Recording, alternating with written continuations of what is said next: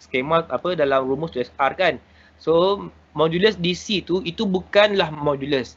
Saya selalu ingatkan kepada pelajar, itu bukan modulus. Itu adalah simbol. Okey. Modulus DC jangan baca sebagai modulus DC sebab dia bukan modulus. Dia adalah simbol bagi magnitude. So cara baca dia adalah magnitude DC. So magnitude DC adalah sama dengan rumus teorem Pythagoras 8 kuasa 2 tambah 15 kuasa 2. Okey, kemudian punca kuasa 2. Okey, tekan sahaja kalkulator, bermaksud magnitude DC adalah sama dengan 17. Okey, dan soalan minta vektor unit. Ni pun cara tulis kena betul. So untuk vektor unit, ini vektor DC. So vektor unit kena letak topi ke atas dia macam tu. So vektor unit DC adalah sama dengan vektor, ini adalah vektor, ini adalah magnitude. So ini adalah vektor, ini adalah magnitude. Alright, selalunya pelajar akan tulis macam ni. 8I tambah 15J per 17. Alright, sekarang ni saya tengok tak ada isu dah. Okay, boleh tulis macam ni ataupun cuma dulu pernah ada satu sedikit argument pada beberapa tahun lepas, saya tak ingat tahun bila. Okay, ada sedikit argument, dia kata ini tak boleh ditulis sebagai jawapan akhir sebab macam tak lengkap. Okay, sepatutnya jawapan akhir kena tulis macam ni. 8 per 17 tambah 15 per 17. Macam tu patutnya. Kalau macam 8I tambah yang tadi saya tulis tu, dia kata yang tu macam tak habis lagi. Tapi tak apalah, kita biasakan sebab benda tu sentiasa berubah-ubah. Tahun lepas ada yang soalan yang kita terima. Dia berubah-ubah, so saya bagi yang tepat lah. So yang tepat kita boleh tulis secara berasingan. So 8 per 17I tambah 15 per 17J. Itu yang tepat lah. Okay. Tapi selalunya masih lagi boleh diterima lah sebab kita takkanlah nak hukum dia kat situ kan. 8I tambah 15J per 17 somehow masih boleh diterima. Okay. Cuma kita sentiasa berjaga-jagalah sebab skema tak pernah kekal. Skema akan berubah mengikut calon SPM. Okay. Selesai soalan nombor 2. Ada nak tanya? So saya dah cover hampir kesemuanya. Satu jenis je lagi yang saya belum cover iaitu soalan proof. Ada nak tanya? Okay, so saya dah cover magnitude, saya dah cover vector unit, saya dah cover resultant vector, saya dah cover pasal collinear. Cuma collinear yang equal vector, yang proof tu saya belum cover. Sikit je lagi. Tak ada? Tak ada. Alright. Okay, so kalau tak ada, so saya akan pergi kepada soalan 3A. Okay, di mana soalan 3A 1, 2, 3 ni saya akan jadikan sebagai yang terakhir untuk saya menerangkan. Kemudian saya lihat untuk soalan 3B, 4 dan 5 pelajar boleh buat dengan cara kerja yang lebih kurang sama je. Okay, vektor ni kalau nak tahu, vektor adalah merupakan cara kerja yang terpanjang sekali dalam ADMAT. Okay, tengoklah. Okay, ni soalan 2 kan, dah nak lebih separuh. Kalau tengok kertas soalan 1 tadi dah penuh dah. Right? So vektor ni antara cara kerja yang memenuhkan kamu punya kertas. Tapi soalan dia selalunya sederhana dengan rendah lah. Kalau tinggi pun memang boleh jadi sebab tahun lepas keluar aras tinggi. Okay, 2 tahun lepas pun keluar aras tinggi, maksudnya dia keluar dekat section A kan. Tapi aras tinggi tu still relevan dan boleh dilaksanakan oleh boleh kata hampir majoriti pelajar. Okey. Seterusnya, soalan 3A. Lepas tu saya akan bagi masa untuk pelajar buat sendiri. Lepas 3A ni nak pergi minum, boleh pergi minum sekejap. Okey, relax, lepas tu buat ni. Okey, nombor 3. So diagram 3 shows a parallelogram. So bila kata parallelogram bermaksud adalah dua sisi yang sama. Maksudnya inilah, ini selari, ini pun selari. Okey, tapi saya padam dulu sebab anak panahnya kita tak tahu. Okey. So diagram 3 shows a parallelogram ABCD. Point P lies on the straight line AB. Okey, yang ini maklumat penting dia dekat baris terakhir tu je. So the straight line PC is extended to the point T such that 3PC equal to 2PT. Okay, di mana ini pun sebenarnya adalah ratio. So kalau jumpa macam tu, saya memang akan sentiasa galakkan pada pelajar tulis dalam fraction. So tulis dalam fraction bermaksud PC over PT. Klik kat bawah lah bagi nampak sikit. So PC over PT is equal to 2 over 3.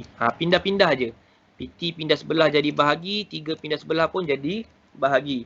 So dekat sini kita boleh buat kesimpulan PC adalah sama dengan 2, PT adalah sama dengan 3. So bila saya label, dah boleh label lah.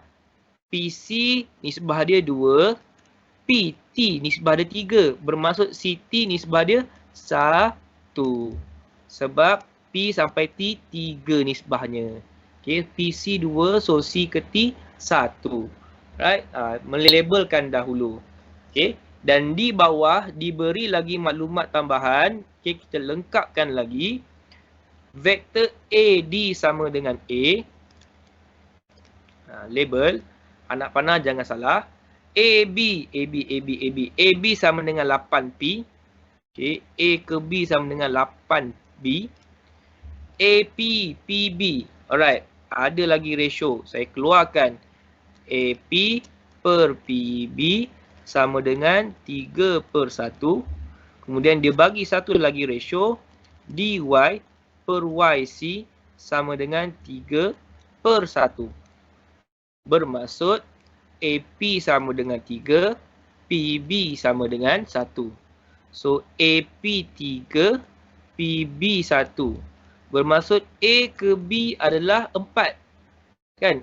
Kalau AP 3, PB 1, bermaksud A ke B adalah 4. So, saya akan padam yang kat sini sebab saya tak nak terlampau crowded. Saya dah tahu AB adalah 8B. Bila dah dibahagikan ikut nisbah, bermaksud ini adalah 6B. Ini adalah 2B.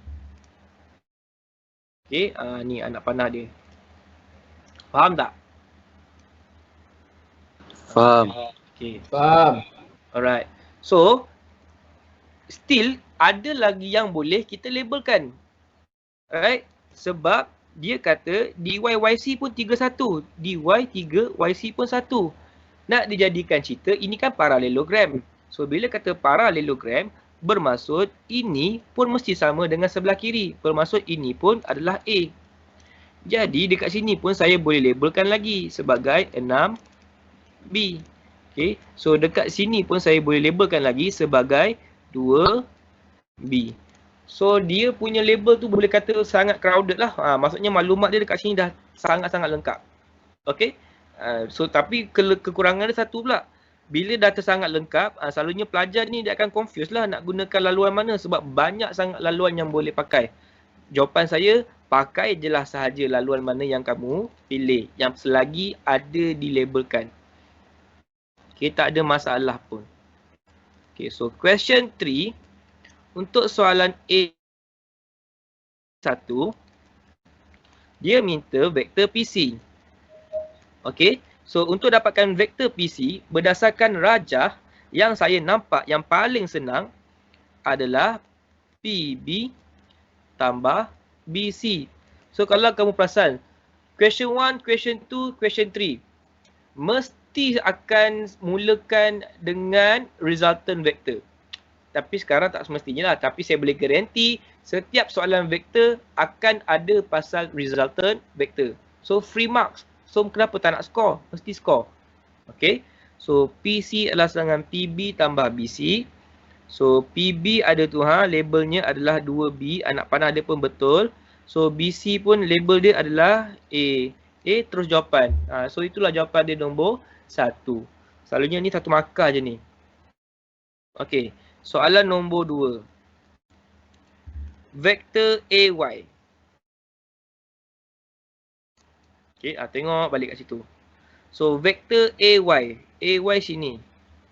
So vektor AY saya ikutkan laluan yang lagi mudah juga. So berdasarkan raja AD tambah DY lah, daripada A pergi ke D kemudian D pergi ke Y. Sebab itu pun laluan yang pendek juga dan pun sama juga boleh terus dapat jawapan iaitu A tambah 6B. Okey, so ini jawapan untuk nombor 1 dengan nombor 2. Bonus. Alright. So masuk kepada soalan yang ketiga. So inilah dia yang saya cakap yang belum saya terangkan lagi, iaitu soalan shows that point A, Y and T are collinear. Okay, selalunya pelajar bila jumpa soalan ni yang dia tak suka. Dia kata soalan ni susah. Right? Tak apa. Okay, once dia kata ada perkataan collinear ataupun parallel, konsep dia sama saja. Tak kisahlah collinear ataupun parallel, kita akan gunakan konsep yang sama. Huruf yang diberikan adalah A, Y dan T. So kalau ada A, Y dan T, bermaksud vektor yang boleh dipasangkan adalah sama ada vektor AY. Okey, kita juga ada vektor AT dan kita juga boleh gunakan YT. Kan, daripada 3 huruf A, Y, T tu, kita boleh ada vektor AY, kita boleh ada vektor AT, kita ada boleh vektor YT, ataupun kita boleh ada yang terbalik lah, kita ada boleh vektor YA, kita ada boleh vektor TA, kita ada boleh vektor TY. Okay, so 6 pasangan ni. Right, tapi kita akan pilih 2 sahaja yang terbaik. Right, soalan ni akan ada banyak skema. Sebab ada pelajar dia akan gunakan vektor yang lain. Tak kisah pun. Yang penting kita check yang mana ada. Okay, kalau saya check dekat sini, vektor AY ada. So saya akan gunakan vektor AY.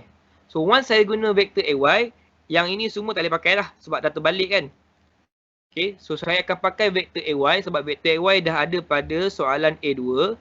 Kemudian saya nak pilih 2 je tau. So saya dah pilih AY. So sekarang ni saya nak pilih sama ada AT ataupun YT. Dan saya lihat dekat sini yang mudah untuk saya lah personal kan.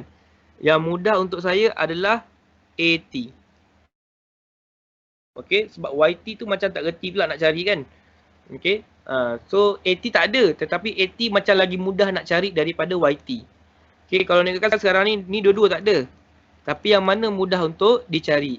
Right, so saya tengok AT macam mudah untuk dicari. So saya pilih 2 vektor ni. Vektor AY dengan vektor AT. So bila sekarang ni soalan cakap pasal collinear, pelajar sentiasa akan mulakan dengan tulis konsep dia. Konsep dia adalah konsep dia pelajar boleh tulis sebagai AY sama dengan lambda AT. Ini konsep dia. Ataupun boleh buat terbalik lah. AT sama dengan lambda AY. Okay, antara dua ni. Right. So sekarang ni saya pilih sebab saya nak pilih yang senang kan. Okay, mana-mana pun boleh sebenarnya. Right. Katalah kita pilih yang sebelah kanan tadi. Okay. Dua-dua boleh pakai. Ini tak ada wajib-wajib ke apa. Kamu sendiri yang boleh pilih nak pakai yang mana. So katakanlah saya pakaikan AT sama dengan lambda AY. Okay. So ini permulaan dia. Setiap kali berkaitan dengan resultant collinear ataupun parallel, start dengan tulis macam tu. Pilih 2 vektor, kemudian letak je lambda dekat mana-mana. Right? Di mana bila soalan shows, sebenarnya target kita apa tau? Target kita adalah kita nak shows lambda 1 equal to lambda 2. Itu target kita. Kita nak shows lambda 1 equal to lambda 2. Tak kisah berapa nilai lambda kita, mungkin sedikit berbeza. Tetapi asalkan dia sama, tiada masalah. Okey. So, kita check. AT tak ada. Sekali AT saya boleh gunakan laluan AP tambah PT. Okey, kamu tengok pada diagram tu. Okey, nak dapatkan AT, saya boleh gunakan AP tambah PT. Alright. Sebab ini tak ada kan. Ini tak ada, ini ada. So, kenalah buat lagi. Okey, so yang bawah salin balik lambda AY. Kemudian check balik, dah ada ke belum? Okey, ini dah ada. Okey, ini dah ada. Tapi yang ni tak ada pula. So, kena tunjukkan lagi laluan dia.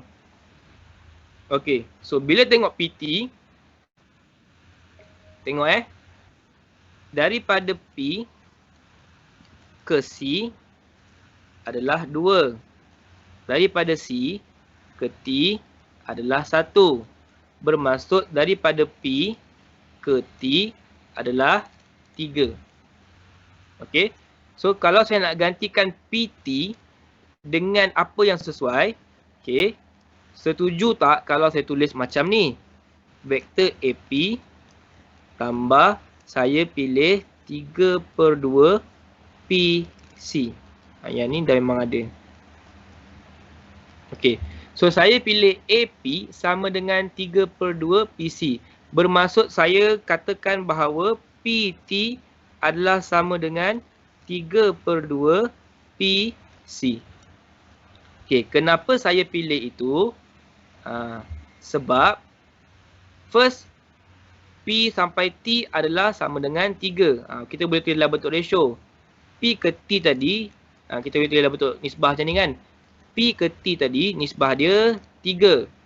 Okay, P ke C, nisbah dia 2.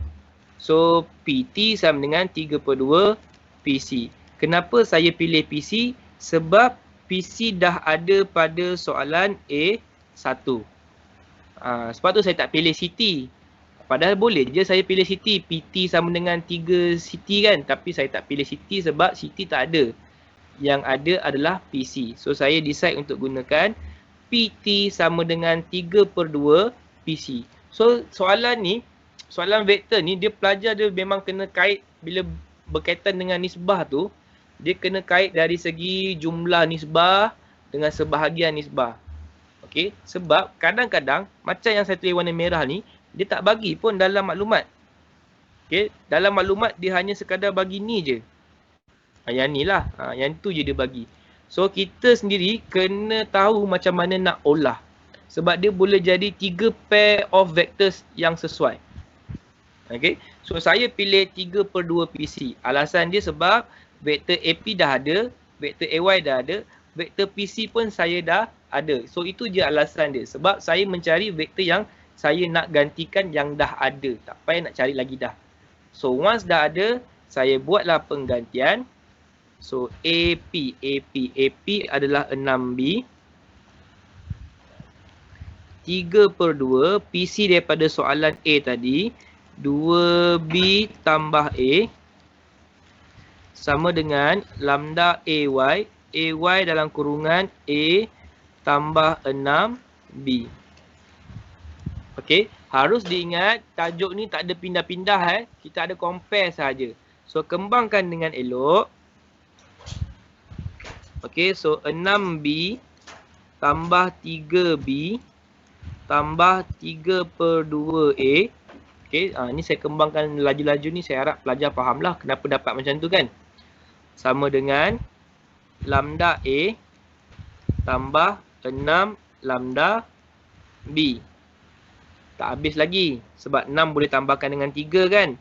So 9B tambah 3/A sama dengan lambda A tambah 6 lambda B. Okay, so kita dah nak hampir dah ni. So now kita compare. So bila kita compare, saya buat kat sebelah sebab nak bagi screen tu muat. Okay, so bila kita compare A dengan A, B dengan B, so 3/2 sama dengan lambda. Compare B pula, 9 sama dengan 6 lambda. Okey. Saya kata tadi, bila kita nak proof soalan ni collinear ataupun parallel, kita kena pastikan dapat lambda 1 sama dengan lambda 2. Okey. So saya anggap yang sebelah kiri ni sebagai lambda 1. Yang sebelah kanan ni sebagai nak mencari lambda 2. So bila saya tengok yang sebelah kanan tu, lambda adalah sama dengan 9/6 kan. 9/6 dipermudahkan dapat 3/2. Kesimpulannya lambda 1 sama tak dengan lambda 2? Sama. So bila lambda 1 sama dengan lambda 2, bermaksud betul dia adalah segaris ataupun selari. Dia sama ada dua perkataan tu. Tapi sebab sekarang ni soalan tu kata pasal collinear, segaris, kita cakap je lah dia collinear. Right? Tetapi bukan ini jawapan akhirnya. Jawapan akhirnya kita kena tulis balik konsep. Okey. Iaitu AT sama dengan 3/2 AY. Okey. Lepas tu tambahlah sikit proof kan. Nak tunjuk yang kamu dapat kan. Kamu boleh tulis macam ni. Okey. So katakanlah jika kamu buat terbalik tadi, kalau kamu buat AY sama dengan lambda AT. Okay, jika kamu buat terbalik tadi, kamu tetap akan dapat benda yang sama. Bezanya nanti kamu akan dapat lambda sama dengan 2/3. Lambda sebelah kanan pun dapat 2/3. Okay, cuma jawapan kamu nanti akan terbalik AY sama dengan 2/3 AT. Tak ada masalah pun, dia sama je. Okay. Yang penting dalam cara kerja kamu tu menunjukkan bahawa lambda 1 sama dengan lambda 2. So saya ingatkan awal-awal, bila ada perkataan segaris, selari, mesti mulakan dengan yang ini. Dan habiskan balik dengan yang itu juga. Cuma lambda dah digantikan dengan nilai dia. Okay, pilih dua vektor yang sesuai. Okay. Ada soalan? Sebab saya dah cover semua soalan yang berkaitan dengan vektor. Tak ada cara kerja lain dah. Sama je. Ada tanya?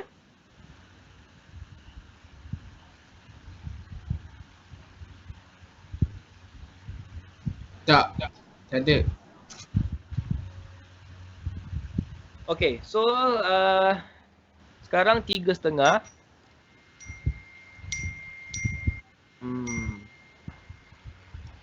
Macam mana ya? Okay, saya bagi kamu buat dalam beberapa minit habiskan. Sebab saya rasa nak masukkan tajuk linear law ni, saya perlukan lebih kurang sejam juga. Okey, kamu buat saja. Nanti saya akan diam sekejap. Kamu buat dulu, sambung dengan soalan 3B apa semua. Okey, kalau ada soalan boleh bertanya. Mungkin dalam by 3.50 ataupun 3.45 macam tu, saya akan sambung dengan tajuk seterusnya lah. Okey. Ada soalan boleh tanya ya. Teruskan buat sebentar. Okey, saya akan berikan jawapan dia.